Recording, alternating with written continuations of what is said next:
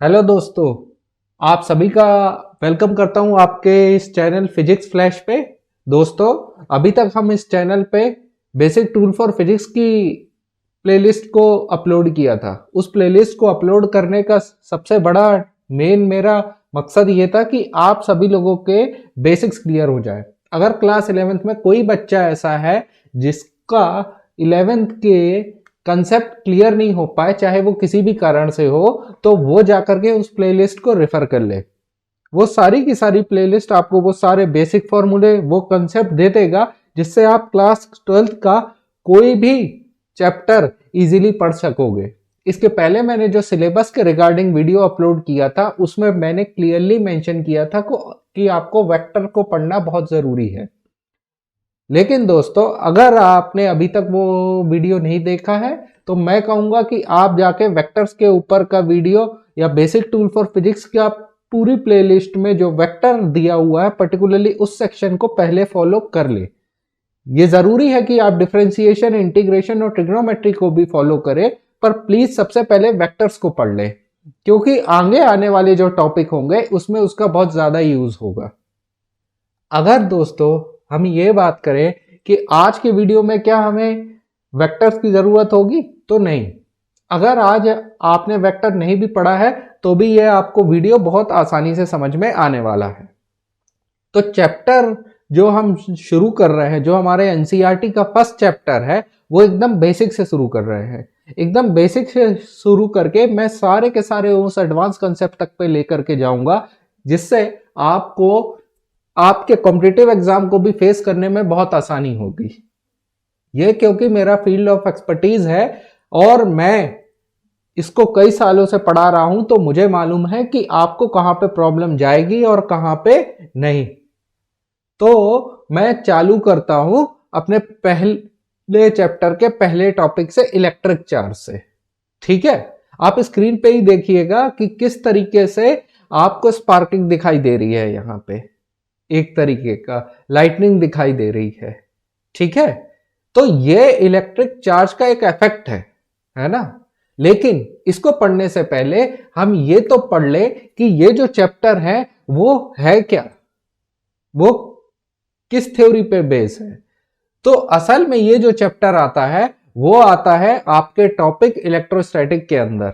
दोस्तों, electrostatic word जो है, इलेक्ट्रो और स्टैटिक, यहां स्टैटिक पोर्शन जो आपका वर्ड मीनिंग है वो उसका बहुत बड़ा रोल है। यहां स्टैटिक किस चीज की बात कर रहे हैं? यहां स्टैटिक की बात कर रहे हैं चार्ज। जो चार्ज है वो हमारा एक पॉइंट पे फिक्स रहेगा।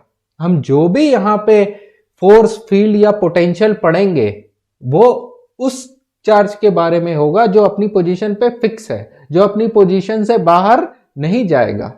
तो अगर एक क्यू चार्ज जो स्पेस पे है, जो फिक्स है, जो कि मूव ही नहीं कर रहा है, वो क्या करेगा? वो चार्ज किसी ना किसी तरीके का एक फील्ड डेवलप करेगा अपने आजू बाजू।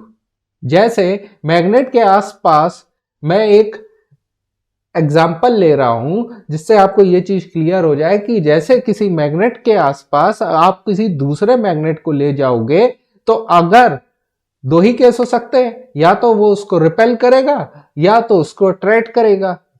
खैर, ये दूसरी बात है सोचने की कि अगर आप लाइक पोल्स को लाओगे तो वो रिपेल करेगा, अनलाइक पोल्स को लाओगे तो अट्रैक्ट करेगा। मेरा मतलब है नॉर्थ और नॉर्थ को अगर सामने रखोगे मैग्नेट के तो वो रिपेल करेगा, और नॉर्थ और साउथ को अगर आप आसपास रखोगे तो वो अट्रैक्ट करेगा। पर आपको वो फील्ड दिखता नहीं है। ठीक है, तो आप क्यू चार्ज एक चार्ज होगा जिसका अपना एक फील्ड होगा। ठीक है, और उस फील्ड का अपना एक फोर्स होगा। तो इलेक्ट्रोस्टैटिक में हम उसी इलेक्ट्रिक फील्ड, जब हम फील्ड की बात करते हैं तो उस फील्ड की इंटेंसिटी की बात करते हैं। तो इलेक्ट्रिक फील्ड, एक चार्ज जो कि स्टेबल है वो एक फील्ड डेवलप करेगा। उस फील्ड का कितना फोर्स होगा, उसमें कितनी ताकत होगी, इलेक्ट्रिक फील्ड इंटेंसिटी कितनी होगी और उसका पोटेंशियल कितना होगा, इसके बारे में हम पढ़ते हैं। तो ये चैप्टर इलेक्ट्रोस्टैटिक के अंदर आता है। जब हम इलेक्ट्रिक करंट की बात करते हैं तो हम वो सारी प्रॉपर्टीज के बारे में पढ़ेंगे जब चार्ज मूव करना रहेगा। तो चैप्टर में जो भी मिलेगा आपको, उसमें किसी भी कंडीशन में, फर्स्ट चैप्टर में जो हम पढ़ेंगे उसमें किसी भी कंडीशन में चार्ज मूव नहीं करेगा, मतलब इलेक्ट्रोस्टैटिक रहेगा। अभी जो हम पढ़ने वाले हैं वो सबसे पहले कि चार्ज आया कैसे, उसका डिस्कवरी कैसे हुई, क्या एक्सपेरिमेंट किए गए, उसके बारे में पढ़ेंगे। जब हम प्रॉपर्टीज के बारे में पढ़ेंगे तो ये याद रखेगा कि हमारा चार्ज हमेशा क्या रहेगा, स्टैटिक रहेगा। ठीक है, तो हम सबसे पहले इस एक्सपेरिमेंट पे आ जाते हैं कि चार्ज की डिस्कवरी कैसे हुई।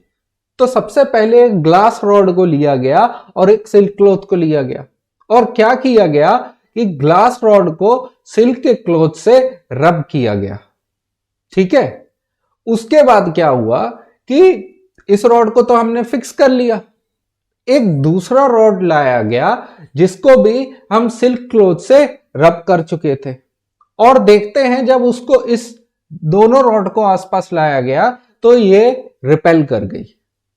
ठीक है, तो क्या हुआ, हमने सिल्क क्लॉथ को दो सिल्क क्लॉथ लिए, दो ग्लास रॉड लिए, और जब उसको आसपास लेकर के आए तो पता चला वो दोनों ग्लास रॉड एक दूसरे को रिपेल कर रहा था। ठीक है, तो बात यहीं पे खत्म नहीं हुई। जो दो ग्लास रॉड को जिन सिल्क क्लॉथ से हमने रब किया था, वो दोनों सिल्क क्लॉथ को भी जब हम पास लेकर के आए, हमने देखा कि वो दोनों भी एक दूसरे को रिपेल कर रहे हैं। ठीक है, तो यहां पे तो एक्सपेरिमेंट एक ये हो गया। इसके बाद हमने क्या किया कि उसी ग्लास रॉड को सिल्क से तो रब किया, पर एक प्लास्टिक रॉड को भी लिया। प्लास्टिक रॉड आपको ग्रीन कलर से दिखाई दे रही है, ग्लास रॉड आपका ब्लू कलर का है। इस प्लास्टिक रॉड को हमने एक फर से रब किया, है ना, फर से इसको रब किया, और जब हमने इस प्लास्टिक रॉड को ग्लास रॉड के पास ले गए तो वो इसको अट्रैक्ट कर लिया, इसने उसको अट्रैक्ट कर लिया। ग्लास रॉड के केस में दोनों ग्लास रॉड ने एक दूसरे को रिपेल किया था। सिल्क क्लॉथ के केस में दोनों सिल्क क्लॉथ ने एक दूसरे को रिपेल किया हल्का सा, पर जब ग्लास रॉड को प्लास्टिक रॉड के पास लाए, वो प्लास्टिक रॉड जिसको फर से रब किया था, तो उसने उसको अट्रैक्ट किया। तो समझ में आता है यहां पे ये कारण क्या है इसका, चार्ज। ठीक है, यहीं पे डिस्कवरी होती है चार्ज की। अभी एकदम से जो क्यू चार्ज है वो एकदम से उसका सिंबल भी नहीं आया था, पर इसका रीजन है चार्ज। वो कैसे है, अब हमारे ऊपर ये क्वेश्चन होना चाहिए कि वो कैसे। तो हमें पता चलता है कि ग्लास रॉड एक तरीके का चार्ज एक्वायर करता है। ठीक है, अब वो चार्ज कैसा है अभी हमें ये नहीं पता है, वो किसी ना किसी तरीके का चार्ज एक्वायर करता है। सारे ऑब्जेक्ट जिनको रब किया गया था, चाहे वो सिल्क क्लॉथ हो उसको भी चार्ज मिला, चाहे वो आपका प्लास्टिक रॉड था उसको भी चार्ज मिला, और चाहे वो आपका फर था वो भी चार्ज हो गया। चाहे वो एक दूसरे को रिपेल कर रहे हो या अट्रैक्ट कर रहे हो, अभी हम इस चीज में नहीं पढ़ते, बस उनको चार्ज मिला। कैसे, ये हम अभी आगे देखेंगे। तो हमारे जो एक साइंटिस्ट थे बेंजामिन फ्रैंकलिन, उन्होंने ये एक्सपेरिमेंट के बाद है ना पता किया कि दो तरीके के चार्ज होंगे। क्यों दो तरीके के चार्ज होंगे, आप देख लीजिए कि कुछ केसेस में दोनों ग्लास रॉड रिपेल कर रहे थे, दोनों सिल्क क्लॉथ भी रिपेल कर रहे थे, पर ग्लास रॉड और प्लास्टिक रॉड तो एक दूसरे को अट्रैक्ट कर रहे थे। तो बेंजामिन फ्रैंकलिन ने बोला कि दो तरीके के चार्ज हैं। अब हम वो जानते हैं कि दोनों चार्ज क्या कहलाते हैं, या तो पॉजिटिव होता है चार्ज या फिर नेगेटिव होता है। ठीक है, तो अब इससे क्या फर्क पड़ता है, ये चार्ज का मतलब क्या है कि हमारा जो हमने देखा कि मैं कह रहा हूं सिल्क क्लॉथ का भी चार्ज है, प्लास्टिक रॉड का भी चार्ज हो गया है, ब्राउन फर भी अपना चार्ज हो गया है, ग्लास रॉड भी चार्ज हो गया है। तो ये इसका मतलब क्या हुआ, चार्ज हो गया है। उसके लिए हम ये जानना पड़ेगा कि हम कोई भी ऑब्जेक्ट जो नेचर में है वो इलेक्ट्रिकली न्यूट्रल होती है। इलेक्ट्रिकली न्यूट्रल होने का मतलब वो पॉजिटिव और नेगेटिव चार्ज उसमें एक समान होते हैं। अगर मान लीजिए ये ग्लास रॉड में 20 पॉजिटिव चार्ज हैं तो 20 नेगेटिव चार्ज भी होगा। अगर ये वाली रॉड, ग्रीन रॉड को मैं देख लेता हूं तो उसमें भी number of positive charge number of negative charge के बराबर रहेंगे। इवन जो ह्यूमन बॉडी है उसमें पॉजिटिव और नेगेटिव चार्ज बराबर होते हैं। तो जब amount of positive charge negative charge के बराबर है तब तो बॉडीज न्यूट्रल है, लेकिन जब इलेक्ट्रिक चार्ज हो जाता है, कोई भी ऑब्जेक्ट इलेक्ट्रिक चार्ज हो जाता है, उसके पास जो नंबर ऑफ पॉजिटिव चार्ज है वो नंबर ऑफ नेगेटिव चार्ज के बराबर नहीं रह जाते हैं। या तो उसमें नेगेटिव चार्ज बढ़ जाता है या फिर उसमें पॉजिटिव चार्ज बढ़ जाता है। अब ऐसे ऑब्जेक्ट को जो इलेक्ट्रिक चार्ज जिनमें आ जाता है उनको कहते हैं हम इलेक्ट्रीफाई या चार्ज्ड। तो इलेक्ट्रीफाई या चार्ज का मतलब है या तो उसमें पॉजिटिव चार्ज ज्यादा आ गया है या फिर नेगेटिव चार्ज ज्यादा आ गया है। दोनों में से कोई एक चीज आ गई है। उसका मतलब ये कभी नहीं है कि अब वो न्यूट्रल हो गया है। ठीक है, तो अगर न्यूट्रल से मेरे को किसी ऑब्जेक्ट को चार्ज करना हो तो या तो उसमें चार्ज का एडिशन कर दो, या तो किसी ऑब्जेक्ट में एक्स्ट्रा चार्ज ऐड कर दो, और या तो उसमें से कोई चार्ज को रिमूव कर दो। तो दो में से एक ही केस होगा। तो जब हम ऑब्जेक्ट को रब करते हैं, रॉड को रब किया, यहां ग्लास रॉड को मतलब ब्लू वाली रॉड को हमने सिल्क क्लॉथ से रब किया था जो पिंक कलर का है, और प्लास्टिक रॉड को ब्राउन फर के साथ जब हमने रब किया तो क्या हुआ, उसमें से जो आपके रॉड है उसमें से चार्ज ट्रांसफर हो गया क्लॉथ में या फिर फर के ऊपर जिससे भी आपने रब किया, या फिर उल्टा भी हो सकता है कि कोई चार्ज आपका रॉड के ऊपर चला गया हो। तो अभी कौन सा चार्ज गया है ये तो नहीं पता, पर यह जरूर पता है कि जो बॉडी न्यूट्रल थी उसको रब करने के बाद उसमें चार्ज डेवलप हो गया। क्यों? रब करने के बाद जो भी चार्ज एक बॉडी में था वो दूसरी बॉडी में चला गया। तो दूसरी बॉडी में तो जो चार्ज गया, तो जिस बॉडी में चार्ज गया उसमें एक्सेस हो गया चार्ज का, उसमें एक्स्ट्रा चार्ज प्रेजेंट हो गए, और जिस बॉडी से चार्ज गया उसमें कमी हो गई। तो अब वो न्यूट्रल नहीं रह गया। ठीक है, अब वो न्यूट्रल नहीं रह गया।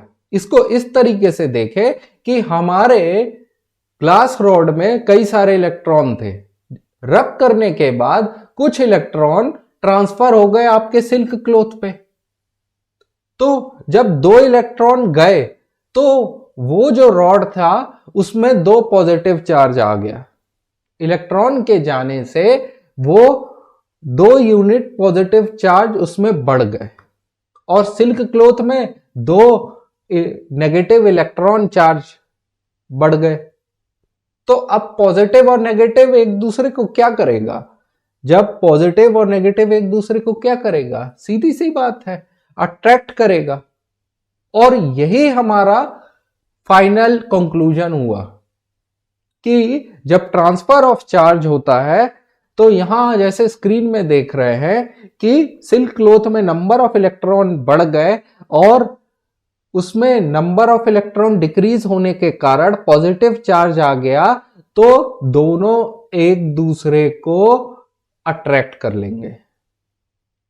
यही हमारी थ्योरी डेवलप हुई इस एक्सपेरिमेंट से कि चार्ज क्या होता है।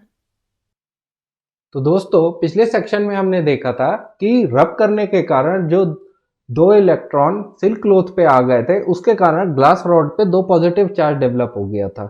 तो अब क्या करेंगे, वो एक्सपेरिमेंट करने के बाद हम फिर से क्या करते हैं, सिल्क क्लॉथ को ग्लास रॉड के पास ला करके उससे कांटेक्ट करा देते हैं। तो होगा क्या, इससे क्या होता है हम देखते हैं कि दोनों के बीच में जो फोर्स ऑफ अट्रैक्शन था वो अब खत्म हो गया। तो क्या हुआ होगा आप क्या अंदाजा लगा सकते हैं? तो जब हमने है ना दोनों को कांटेक्ट में लाया तो जो एक्स्ट्रा पॉजिटिव चार्ज था वो न्यूट्रलाइज हो गया। एक तरीके से जितने जो पॉजिटिव चार्ज डेवलप हुआ था वो अब नहीं रह गया, और जो एक्स्ट्रा इलेक्ट्रॉन क्लॉथ के ऊपर था वो वापस से कांटेक्ट करने के कारण ग्लास रॉड के ऊपर चला गया होगा। यही एक कारण हो सकता है। क्यों? क्योंकि किसी भी ऑब्जेक्ट में नंबर ऑफ पॉजिटिव चार्ज और नंबर ऑफ नेगेटिव चार्ज हमेशा बराबर होते हैं। जो नंबर ऑफ नेगेटिव चार्ज है वो इलेक्ट्रॉन के रूप में रहते हैं, और जो नंबर और उतने ही पॉजिटिव चार्ज किसी ऑब्जेक्ट में रहते हैं। तो अगर किसी में फोर्स ऑफ अट्रैक्शन या रिपल्शन नहीं है, बॉडी चार्ज नहीं है, इसका मतलब है कि उसके नेगेटिव चार्ज जितने डेवलप हुए थे या पॉजिटिव चार्ज जो ग्लास रॉड पे डेवलप हुआ था वो वापस से न्यूट्रलाइज हो गया। तो आपको यह बात समझ जानी चाहिए कि जो फोर्स ऑफ अट्रैक्शन और रिपल्शन होता है वो बॉडी के चार्ज होने से होता है, और अगर कोई बॉडी अट्रैक्शन या रिपल्शन की प्रॉपर्टी नहीं दिखाती, इसका मतलब है वो बॉडी न्यूट्रल है। बॉडी न्यूट्रल है या चार्ज है, इसकी डेफिनेशन हम लोग ऊपर देख ही चुके हैं। तो दोस्तों, आप अगर इसी तरीके से और भी टॉपिक को क्लियर करना चाहते हैं, उन टॉपिक का न्यूमेरिकल में क्या एप्लीकेशन है, उसको हम कंपटीशन में कैसे अप्लाई करेंगे, अपने ऑब्जेक्टिव क्वेश्चंस को कैसे सॉल्व करेंगे, कंसेप्चुअल क्लैरिटी के लिए मैंने आपके लिए ये वीडियो बनाया है। इसी कंसेप्चुअल क्लैरिटी को बनाए रखने के लिए, बाकी सारे चैप्टर्स को मास्टर करने के लिए आप प्लीज चैनल को सब्सक्राइब, लाइक और कमेंट करते रहिए। अगर आप रेगुलरली इसको विजिट करते हैं, इन वीडियोस को देखते हैं, तो मैं गारंटी देता हूं मैं भी आपके लिए वीडियोस लाता रहूंगा, मेहनत करता रहूंगा, और आप डेफिनेटली सिर्फ इन्हीं वीडियोस की मदद से अपना बेस्ट परफॉर्मेंस दे पाएंगे। Thank you and have a nice day. Bye bye.